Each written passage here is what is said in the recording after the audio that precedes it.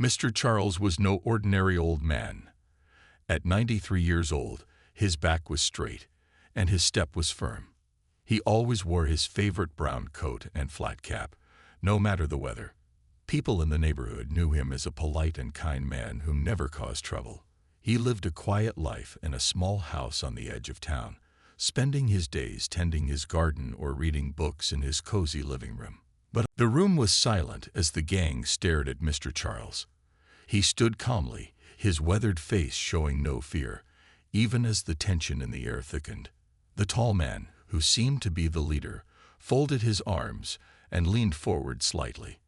"You've got guts, old man, walking in here like that. Do you even know where you are?" Charles tilted his head, his smile unwavering. "Well, judging by your tone, I'd say I'm not in a community center anymore." A few chuckles escaped from the group, but they were short-lived. The leader's frown deepened as he gestured for Charles to sit on an old, creaky chair in the middle of the room. "Why don't you stay for a chat then, since you're so curious?" Charles didn't hesitate. He walked over, his cane tapping lightly against the floor, and sat down. His movements were slow and deliberate, not out of fear, but because he was being careful. The gang members watched him, their expressions a mix of amusement and suspicion. "What's your name, old man?" the leader asked, pulling out a chair and sitting across from him. "Charles," he replied simply. "And yours?" The leader seemed surprised by the question. "Andrew," he said after a moment of hesitation. "And these are my people." He gestured toward the others, who stood around the room, some leaning against walls, others sitting on crates. A few nodded, but most remained quiet, their eyes fixed on Charles. "And what do your people do here, Andrew?" Charles asked, his tone as casual as if they were discussing the weather. Andrew smirked. "We take care of things. Make sure people know who's in charge around here." Charles nodded thoughtfully. "I see. And do you find that makes life better for everyone?" Andrew leaned back, his smirk fading. "What do you know about making life better? You don't look like you've been around here much." Charles met his gaze calmly. "I've been around long enough to know that people only follow if they trust their leader. And trust doesn't come from fear. It comes from respect." The room grew quieter. Some of the gang members shifted uncomfortably, while others stared at Charles with a mixture of confusion and curiosity. No one had ever spoken to Andrew like that before. "You've got some nerve," Andrew said, though his tone lacked the anger one might expect. "You think you can walk in here and tell me how to run my crew?" Charles shrugged slightly. "I'm not telling you how to run anything. I'm just sharing what I've learned over the years. You can take it or leave it." Andrew tapped his fingers on the table, his expression unreadable. He wasn't sure what to make of Charles. On one hand, the old man's calmness was almost insulting. On the other hand, it was strangely impressive. "Why'd you even come here?" one of the younger gang members, a wiry boy named Rico, asked. His voice cracked slightly, betraying his nervousness. "I was looking for a place to talk," Charles replied, turning to face him. "And it seems I found it." The simplicity of his answer caught everyone off guard. Rico looked away, unsure how to respond, while a few of the others exchanged puzzled glances. Andrew finally broke the silence. "You've got a lot to say for someone who just walked in here, but I'll give you this. You're not boring. So, Charles, tell me, what's a man your age still doing out here walking around? Shouldn't you be at home watching TV or something?" Charles chuckled softly. "I've never been one to sit still for too long. Life's too short to waste time on things that don't matter." His words hung in the air, and for the first time, the gang seemed to be listening. Charles had walked into their hideout by accident, but he was starting to make them question things they hadn't thought about before. Andrew leaned back in his chair, watching Charles with a mix of curiosity and skepticism. The old man's calmness was unsettling. No one walked into their space without trembling, let alone sat down and started talking. Yet there Charles was, his steady eyes scanning the room as if he were visiting an old friend's house. You've got everyone's attention, old man, Andrew said, his voice carrying a hint of challenge. What's your story? Charles smiled, folding his hands neatly over the cane resting in his lap. It's not much of a story, he said. Just a long life filled with lessons. But if you're asking what brought me here, maybe it's a bit of fate. Fate. Rico, the wiry young man, leaned forward, clearly intrigued despite himself. What do you mean? Charles glanced at Rico, his smile softening. Sometimes life takes us to places we don't expect, young man. Places that teach us or remind us of things we've forgotten. Maybe that's what today is for me. And maybe for you too. Andrew rolled his eyes. You've got a way with words, Charles, but we don't do philosophy here. We live in the real world. You think a few clever lines are going to change anything. Charles chuckled. The real world, you say? Let me tell you about my real world. He adjusted his hat slightly and began. I grew up during tough times. The Great Depression, they called it. There wasn't much to eat, and work was harder to find than a kind word. But my family stuck together. We didn't have much, but we had each other. And when the war came, I joined up to fight. The room went silent. Even Andrew's smirk faded as Charles's voice took on a weight they hadn't heard before. I was just a kid when they handed me a rifle and sent me overseas, Charles continued. I didn't know what I was doing. None of us did. But we learned quickly. You see, in a place like that, you either learn to rely on each other or you don't make it at all. One of the gang members, a tall woman with braided hair, asked cautiously, Did you, see bad things? Charles nodded slowly, his eyes distant for a moment. I saw things no one should ever have to see. Lost friends, made choices I still carry with me today. But do you know what kept me going? He looked around the room, meeting each person's eyes in turn. It was knowing that even in the worst of times, people could come together and find strength in each other. The gang members shifted in their seats, clearly unsettled but unable to look away. Charles's voice was steady, yet filled with an unspoken pain and wisdom that demanded attention. Andrew, however, wasn't ready to let his guard down. That's a nice story, old man, he said, crossing his arms. But what does it have to do with us? Charles leaned forward slightly, his gaze locking onto Andrew's. Everything, he said firmly. Because you're leading these people, Andrew. And if you don't learn how to bring them together for something good, you'll tear them, and yourself, apart. Andrew stared back at him, his jaw tightening. He didn't like being called out, especially not in front of his crew. But something in Charles's eyes made him pause. There was no arrogance, no judgment, only a quiet strength that Andrew couldn't ignore. The room stayed silent, each person lost in their own thoughts. Charles had planted a seed, though none of them realized it yet. This wasn't just an old man's story. It was the beginning of something none of them could have expected. The silence in the room was heavy after Charles finished speaking. The gang members exchanged glances, unsure how to respond to the old man's words. Some of them looked skeptical, while others seemed lost in thought. Charles, however, remained calm, his steady gaze sweeping over the group as if he were reading their minds. Andrew leaned forward, breaking the silence. You think you've got us all figured out, don't you? You walk in here, tell us some more stories, and think we'll just change. Charles smiled faintly. I don't think anything, Andrew. I know people can change if they want to, but that's up to you, not me. Andrew's eyes narrowed. And what makes you think we need to change? We're doing fine. We run things around here. Charles tilted his head slightly. Do you? Or are you just surviving? The question hit harder than Andrew expected. He opened his mouth to respond, but found himself hesitating. Charles's words had a way of digging deeper than he wanted to admit. One of the younger gang members, Rico, shifted uncomfortably. Why do you even care, old man? It's not like we asked you to come here. Charles turned to Rico, his expression softening. I care because I've seen where this road leads. I've seen good people lost to it. And I'd hate to see that happen to any of you."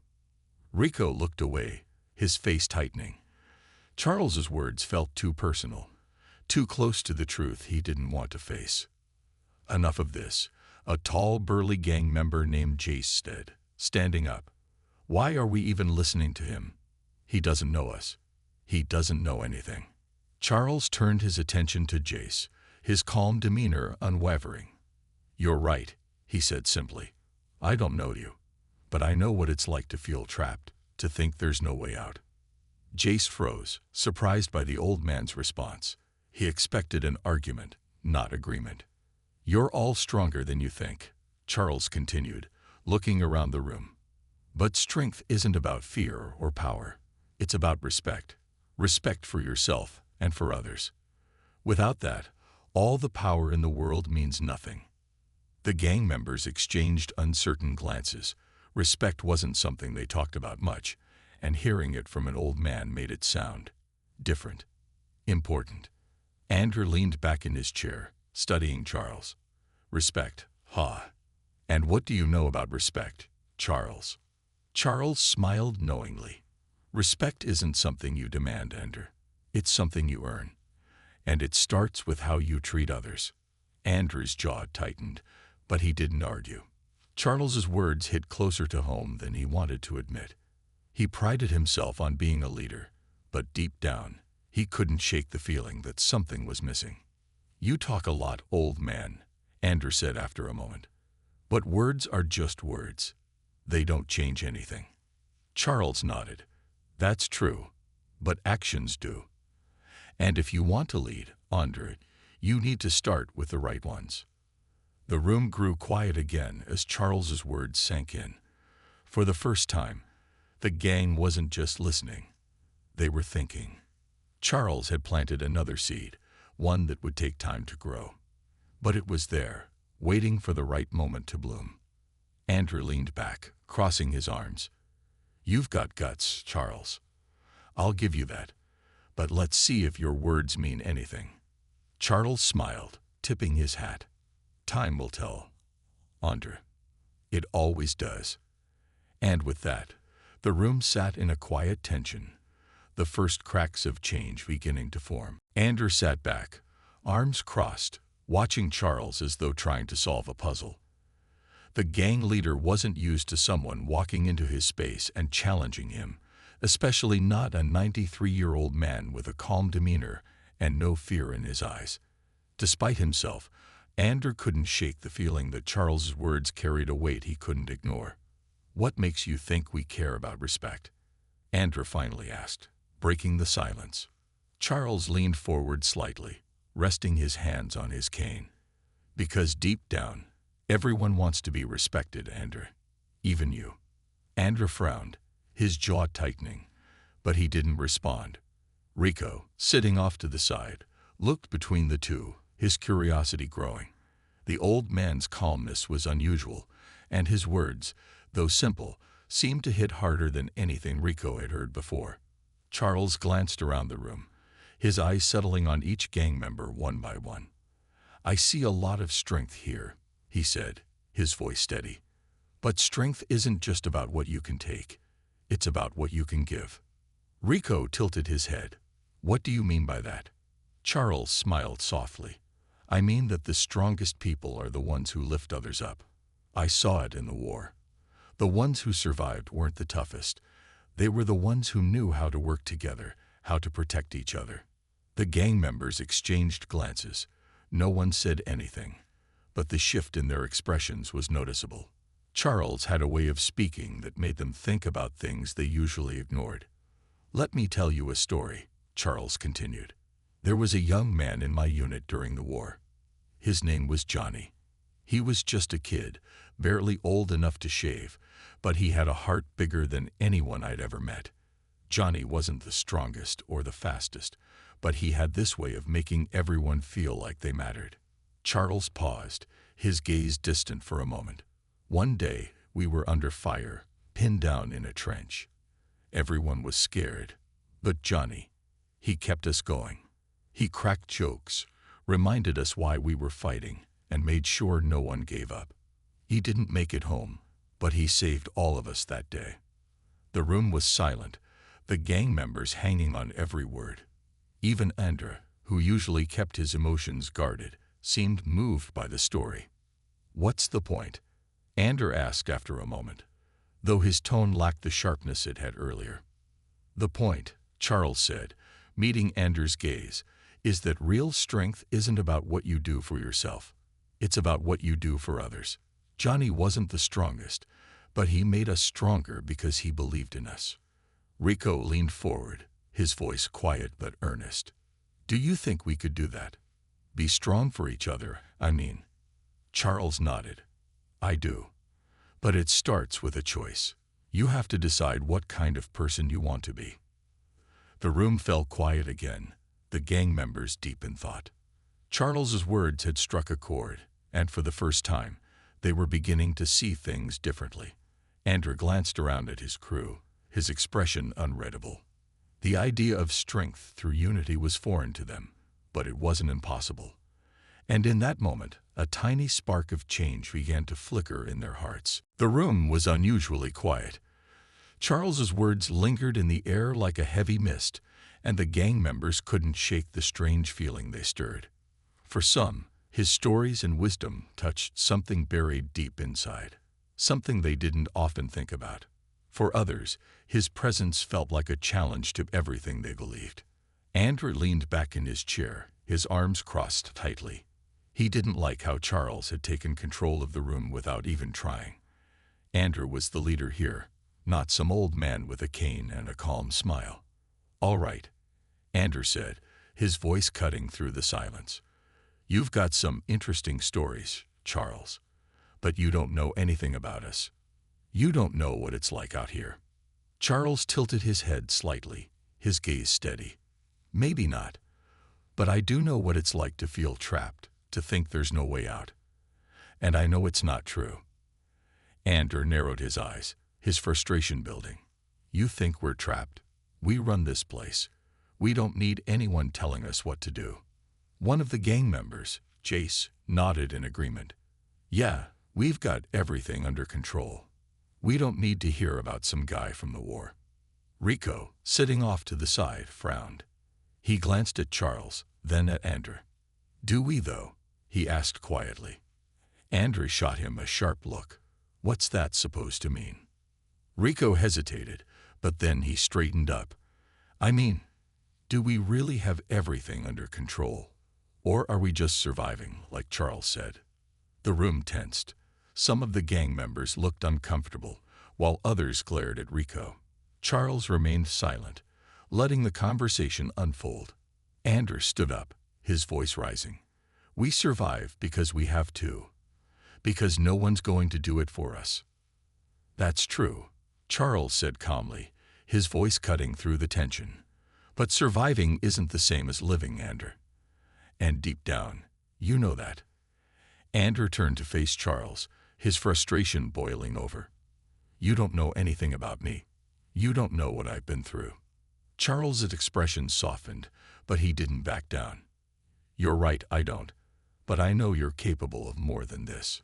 Jace stepped forward, his voice loud and defensive. "Why are we even listening to him? He's just some old guy who doesn't belong here." Rico stood up, surprising everyone. "Because he's not wrong," he said, his voice shaking slightly. "He's saying stuff we don't want to hear, but maybe we need to." The room erupted into argument, voices clashing as the gang members took sides. Some defended Andrew, while others hesitated, unsure of where they stood. Charles stayed seated, his hands resting on his cane, watching quietly. Finally, Andrew raised his hands, silencing the room. "Enough," he barked. His gaze shifted to Charles, his expression unreadable. "You think you've got all the answers, don't you?" Charles shook his head. "Not at all. But I know the first step is deciding what kind of person you want to be." Andrew stared at him for a long moment, then turned away. "We're done here," he said sharply. "Let's go." The gang members began to leave, their footsteps heavy with tension. Rico hesitated by the door, glancing back at Charles. "Thanks," he said quietly before following the others. Charles remained in his chair, the room now empty. A small smile crossed his face. He knew change wouldn't come easily, but he also knew the first cracks had started to show. Sometimes, even the smallest shift could lead to something big. The days after Charles's visit to the gang's hideout were quiet. The gang members kept to their usual routines, but something had shifted. It wasn't obvious at first, but there was a tension in the air, a mix of uncertainty and curiosity. They hadn't forgotten the old man's words, and in their own ways, they couldn't help but wonder if maybe, just maybe, he was right. Andrew had been particularly quiet. He spent more time sitting alone, deep in thought, trying to make sense of everything. Charles's calm confidence and his talk of respect had lingered in his mind, especially after the argument with Jace and the others. Andrew knew he couldn't just ignore it, no matter how much he wanted to. One afternoon, as Andrew was sitting in the dimly lit room, thinking about his next move, Rico walked in. The young man seemed different, more serious, more determined. "You okay?" Andrew asked, looking up from the table where he was staring at an old map of the area. Rico nodded. "Yeah, just been thinking." "About what?" Andrew asked, his tone casual but curious. Rico paused before answering. "About what Charles said. About what we're doing here. We don't have to keep doing this, you know." Andrew didn't say anything at first. He looked at Rico, noticing how much the young man had changed in just a few days. His words were quiet, but they held weight. Andrew knew that Rico wasn't the only one who had been thinking about what Charles had said. "I don't know," Andrew muttered, rubbing his temple. "This isn't easy. We've built this thing together, and now you're telling me we should just change." "It's not about throwing everything away," Rico replied. "It's about doing something better. Something that doesn't leave us stuck." Andrew didn't reply right away. He stood up and walked over to the window, looking out at the streets below. For the first time in a long while, he saw the people passing by with a different perspective. They weren't afraid of him. They weren't hiding from him. They were living their lives, walking down the street, talking to each other. It was like he had been blind to it all before. "You really think we can change?" Andrew asked, turning back to Rico. Rico nodded, a small spark of hope in his eyes. "I do, but it's going to take time, and it's going to take all of us." Andrew was quiet, but something in his heart shifted. For the first time, he didn't feel the weight of responsibility crushing him. Instead, he felt like there was a chance, maybe not to fix everything, but to start something new. The next day, Andrew called a meeting. The gang members gathered, some skeptical, others curious. When Andrew stepped in front of them, he didn't look like the same man who had led them with an iron fist. This time, his voice was steady, but softer. "We've been doing things a certain way for a long time," he began, his eyes scanning the room. "But maybe it's time to try something different. Maybe it's time to actually give respect instead of taking it." The gang members looked at each other, unsure of what to make of this. Andrew continued, "We don't have to be afraid of change. We can make a real difference, not just for us, but for everyone around us. If we want people to respect us, we need to show them we respect them, too." The room was silent as the gang members processed Andrew's words. It wasn't easy to imagine life without the fear and power they had relied on for so long. But for the first time, the idea of respect didn't seem so impossible. Jace, the tough, defensive member, spoke up first. "So what now? Are we just supposed to turn around and pretend we're good guys?" Andrew met his gaze. "No, but we start by doing things that matter. We help the people who need it. We clean up our mess. We show we can do more than just fight. We can build something better." There was a long pause. Finally, one by one, the others nodded. It wouldn't be easy, but they were willing to try. And in that moment, something had changed. The first steps toward redemption had been taken. And it was all because one old man had dared to speak the truth. The days after Andrew's decision felt different. There was a new energy in the gang. It wasn't just about trying to survive anymore. They were trying to live differently. It wasn't an overnight change, but the small steps were starting to add up. Andrew made the first move. He gathered the group and told them they would start helping out in the neighborhood, picking up trash and offering assistance to the local stores. It wasn't much, but it was a start. It felt strange at first, working alongside the people they once ignored or intimidated, but there was something satisfying about seeing the neighborhood change, even in small ways. At first, the locals were unsure. They watched the gang members pick up trash and fix broken fences with doubt in their eyes. But slowly, the neighborhood began to change. The stores that once feared the gang's presence started to greet them with a polite nod. The kid who once looked the other way now smiled when they passed by. Rico found himself feeling proud. He had never thought that picking up litter could make such a difference. But seeing the old, broken-down streets slowly becoming cleaner, he realized something. They were doing more than just cleaning the streets. They were cleaning up their own lives, one small act at a time. But not all the gang members were sure about this new way. Jace, who had been one of the loudest voices against Charles, still had doubts.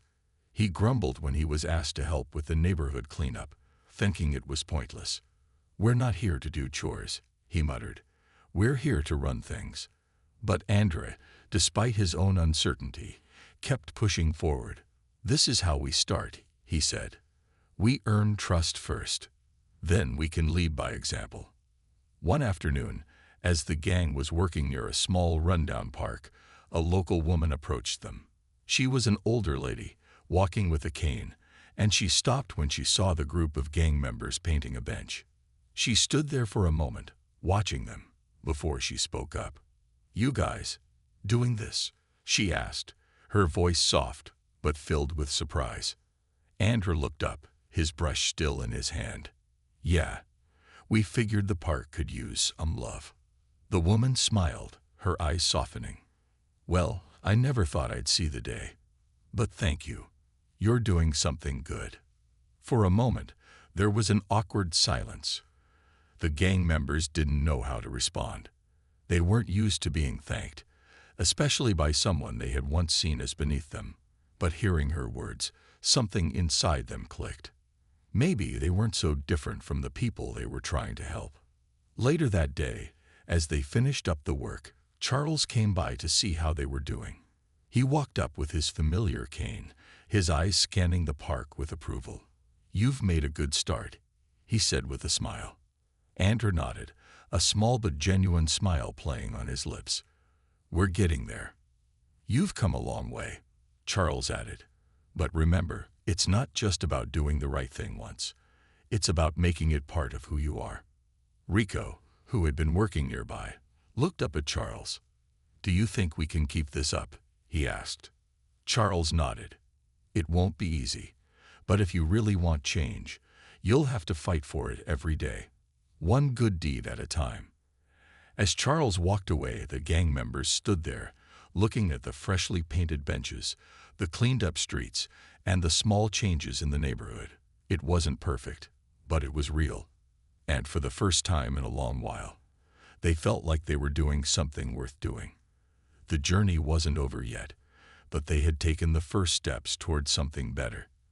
And in that moment, they realized that redemption wasn't just a dream.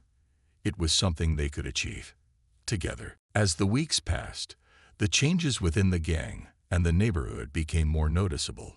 It wasn't always easy.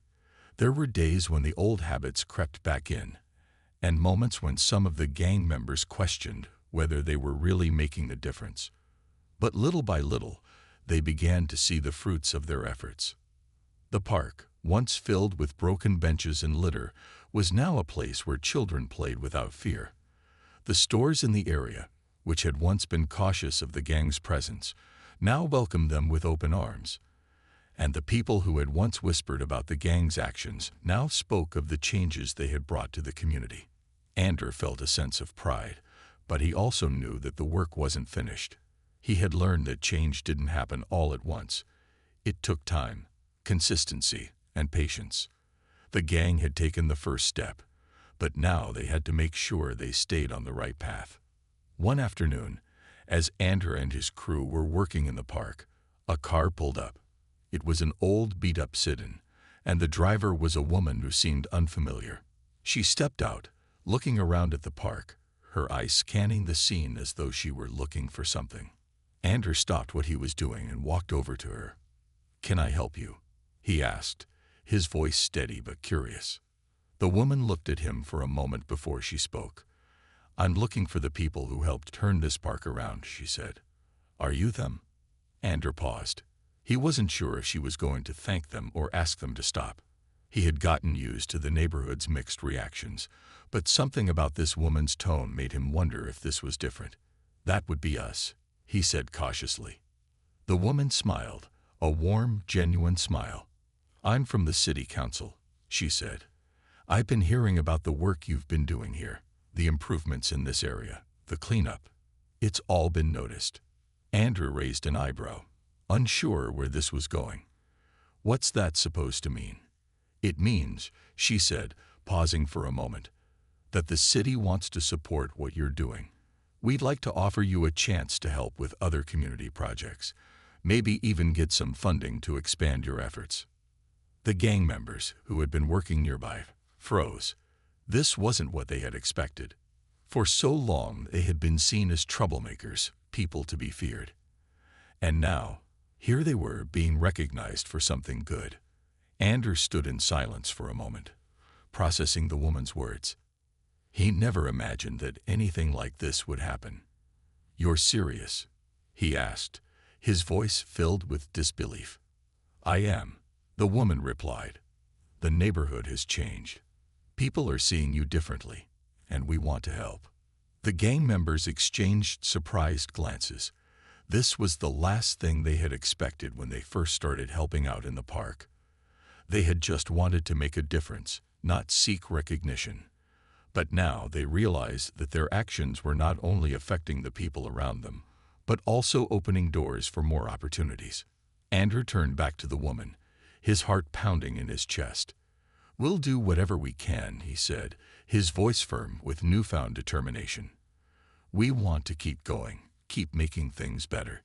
The woman smiled, clearly impressed. "That's exactly what we need. A team willing to work for change." As she drove away, Andrew looked at his crew, a sense of pride filling him. It was hard to believe that they had come so far from where they started. The gang that once ruled the streets through fear and power was now leading through respect and action. The journey wasn't over. There were still challenges ahead, and they would have to keep pushing forward. But for the first time in a long while, they felt like they were on the right path. They had taken their first steps toward redemption, and now they had the chance to show the world just what they were capable of.